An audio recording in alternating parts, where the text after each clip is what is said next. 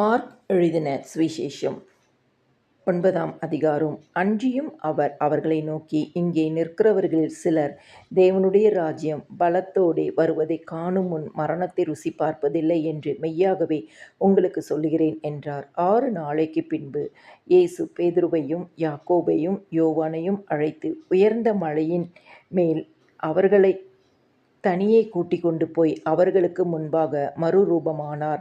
அவருடைய வஸ்திரம் உறைந்த மழை போல் பூமியிலே எந்த வண்ணானானும் வெளுக்கக்கூடாத வெண்மையாய் பிரகாசித்தது.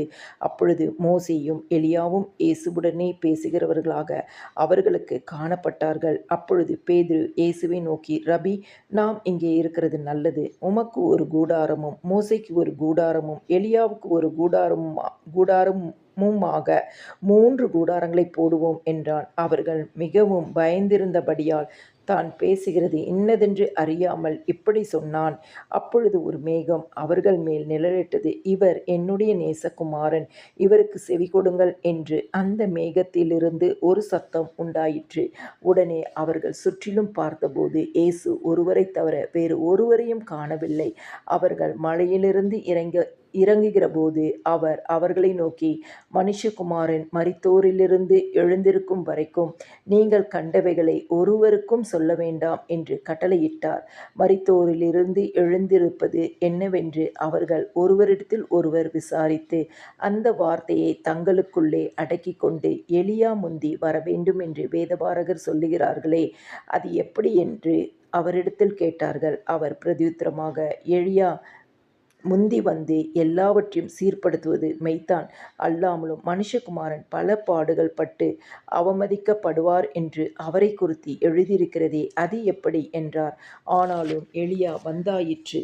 அவனை குறித்து எழுதியிருக்கிற பிரகாரம் தங்களுக்கு இஷ்டமானபடி அவனுக்கு செய்தார்கள் என்று உங்களுக்கு சொல்லுகிறேன் என்றார். பின்பு அவர் சீஷரிடத்தில் வந்தபோது அவர்களை சுற்றி திரளான ஜனங்கள் நிற்கிறதையும் அவர்களோடே வேதபாரகர் தர்க்கிக்கிறதையும் கண்டார். ஜனங்கள் எல்லோரும் அவரை கண்டவுடனே மிகவும் ஆச்சரியப்பட்டு ஓடி வந்து அவருக்கு வந்தனம் செய்தார்கள். அவர் வேதபாரகரை நோக்கி, நீங்கள் இவர்களோடே என்னத்தை குறித்து தர்க்கம் பண்ணுகிறீர்கள் என்று கேட்டார். அப்பொழுது ஜனக்கூட்டத்தில் ஒருவன் அவரை நோக்கி, போதகரே, ஊமையான ஒரு ஆவி பிடித்த என் மகனை உம்மிடத்தில் கொண்டு வந்தேன். அது அவனை எங்கே பிடித்தாலும் அங்கே அவனை அலைக்கழிக்கிறது. அப்பொழுது அவன் நுரை தள்ளி பல்லைக் கடித்து சோர்ந்து போகிறான். அதை துரத்திவிடும்படி உம்முடைய சீஷரிடத்தில் கேட்டேன், அவர்களால் கூடாமற் போயிற்று என்றான். அவர் பிரதி உத்தரமாக, விசுவாசமில்லாத சந்ததியே, எதுவரைக்கும் நான் உங்களோடு இருப்பேன்? எதுவரைக்கும் உங்களிடத்தில் பொறுமையாயிருப்பேன்? அவனை என்னிடத்தில் கொண்டு வாருங்கள் என்றார். அவனை அவரிடத்தில் கொண்டு வந்தார்கள். அவரைக் கண்டவுடனே அந்த ஆவி அவனை அலைக்கழித்தது. அவன் தரையிலே விழுந்து நுரை தள்ளி புரண்டான். அவர் அவனுடைய தகப்பனை நோக்கி, இது இவனுக்கு உண்டாகி எவ்வளவு காலமாயிற்று என்று கேட்டார். அதற்கு அவன், சிறு வயது முதற்கொண்டே உண்டாயிருக்கிறது. இவனைக் கொல்லும்படிக்கு அது அநேக தரம் தீயிலும் தண்ணீரிலும் தள்ளிற்று. நீர் ஏதாகிலும் செய்யக்கூடுமானால் எங்கள் மேல் மனதிறங்கி எங்களுக்கு உதவி செய்ய வேண்டும் என்றான். இயேசு அவனை நோக்கி, நீ விசுவாசிக்க கூடுமானால் ஆகும். விசுவாசிக்கிறவனுக்கு எல்லாம் கூடும் என்றார். உடனே பிள்ளையின் தகப்பன், விசுவாசிக்கிறேன் ஆண்டவரே, என் அவிசுவாசம் நீங்கும்படி உதவி செய்யும் என்று கண்ணீரோடே சத்தமிட்டு சொன்னான். அப்பொழுது ஜனங்கள் கூட்டமாய் ஓடி வருகிறதை இயேசு கண்டு அந்த அசுத்த ஆவியை நோக்கி, ஊமையும் செவிடுமான ஆவியே, இவனை விட்டு புறப்பட்டு போ, இனி இவனுக்குள் போகாதே என்று நான் உனக்கு கட்டளையிடுகிறேன் என்று அதை அதட்டினார். அப்பொழுது அது சத்தமிட்டு அவனை மிகவும் அலைக்கழித்து புறப்பட்டு போயிற்று. அவன் செத்து போனான் என்று அநேகர் சொல்லத்தக்கதாக செத்தவன் போல் கிடந்தான். இயேசு அவன் கையை பிடித்து அவனை தூக்கினார். உடனே அவன் எழுந்திருந்தான். வீட்டில் அவர் பிரவேசித்த பொழுது அவருடைய சீஷர்கள் அதை துரத்திவிட எங்களால் ஏன் கூடாமற் போயிற்று என்று அவரிடத்தில் தனித்து கேட்டார்கள். அதற்கு அவர், இவ்வகை பிசாசு ஜெபத்தினாலும் உபவாசத்தினாலுமே அன்றி மற்ற எவ்விதத்தினாலும் புறப்பட்டு போகாது என்றார். பின்பு அவ்விடம் விட்டு புறப்பட்டு கலிலேயாவை கடந்து போனார்கள்.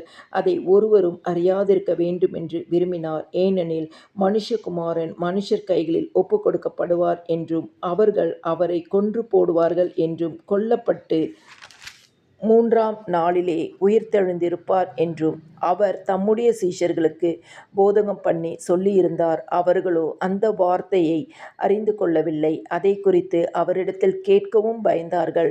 அவர் கப்பர்நகூமுக்கு வந்து வீட்டிலே இருக்கும்போது அவர்களை நோக்கி, நீங்கள் வழியிலே எதை குறித்து உங்களுக்குள்ளே தர்க்கம் பண்ணினீர்கள் என்று கேட்டார். அதற்கு அவர்கள் பேசாமல் இருந்தார்கள். ஏனெனில் அவர்கள் தங்களுக்குள்ளே எவன் பெரியவன் என்று வழியில் தர்க்கம் பண்ணினார்கள். அப்பொழுது அவர் உட்கார்ந்து பன்னிருவரையும் அழைத்து, எவனாகிலும் முதல்வனாயிருக்க விரும்பினால் அவன் எல்லாருக்கும் கடையானவனும் எல்லாருக்கும் ஊழியக்காரனுமாய் இருக்க கடவன் என்று சொல்லி, ஒரு சிறு பிள்ளையை எடுத்து அதை அவர்கள் நடுவிலே நிறுத்தி அதை அணைத்து கொண்டு, இப்படிப்பட்ட சிறு பிள்ளைகளில் ஒன்றை என் நாமத்தினாலே ஏற்றுக்கொள்ளுகிறவன் என்னை ஏற்றுக்கொள்ளுகிறான். என்னை ஏற்றுக்கொள்ளுகிறவன் என்னை அல்ல, என்னை அனுப்பினவரை ஏற்றுக்கொள்ளுகிறான் என்றார். அப்பொழுது யோவான் அவரை நோக்கி, போதகரே, நம்மை பின்பற்றாதவன் ஒருவன் உமது நாமத்தினாலே பிசாசுகளை துரத்துகிறதைக் கண்டோம். அவன் நம்மை பின்பற்றாதவனானதால் அவனை தடுத்தோம் என்றான். அதற்கு இயேசு, அவனை தடுக்க வேண்டாம். என் நாமத்தினாலே அற்புதம் செய்கிறவன் எளிதாய் என்னை குறித்து தீங்கு சொல்ல மாட்டான். நமக்கு விரோதமாய் இராதவன் நமது பட்சத்தில் இருக்கிறான். நீங்கள் கிறிஸ்துவினுடையவர்களாய் இருக்கிறபடியினாலே என் நாமத்தின் நிமித்தம் உங்களுக்கு ஒரு கலசம் தண்ணீர் குடிக்க கொடுக்கிறவன் தன் பலனை அடையாமற் போவது இல்லை என்று மெய்யாகவே உங்களுக்கு சொல்லுகிறேன். என்னிடத்தில் விசுவாசமாய் இருக்கிற இந்த சிறியரில் ஒருவனுக்கு இடறல் உண்டாக்குகிறவன் எவனோ அவனுடைய கழுத்தில் எந்திர கல்லை கட்டி சமுத்திரத்தில் அவனை தள்ளி போடுகிறது அவனுக்கு நலமாயிருக்கும். உன் கை உனக்கு இடறல் உண்டாக்கினால் அதை தரித்து போடு. நீ 2 கை உடையவனாய் அவியாத அக்னியுள்ள நரகத்திலே போவதை பார்க்கிலும் ஊனனாய் ஜீவனுக்குள் பிரவேசிப்பது உனக்கு நலமாயிருக்கும். அங்கே அவர்கள் புழு சாவாமலும் அக்கினி அவியாமலும் இருக்கும். உன் கால் உனக்கு இடறல் உண்டாக்கினால் அதை தரித்து போடு. நீ 2 கால் உடையவனாய் அவியாத அக்னியுள்ள நரகத்திலே தள்ளப்படுவதை பார்க்கிலும் சப்பானியாய் ஜீவனுக்குள் பிரவேசிப்பது உனக்கு நலமாயிருக்கும். அங்கே அவர்கள் புழு சாவாமலும் அக்கினி அவியாமலும் இருக்கும். உன் கண் உனக்கு இடறல் உண்டாக்கினால் அதை பிடுங்கி போடு. நீ 2 கண்ணுடையவனாய் நரக அக்னியிலே தள்ளப்படுவதை பார்க்கிலும் ஒற்றை கண்ணனாய் தேவனுடைய ராஜ்யத்தில் பிரவேசிப்பது உனக்கு நலமாயிருக்கும்.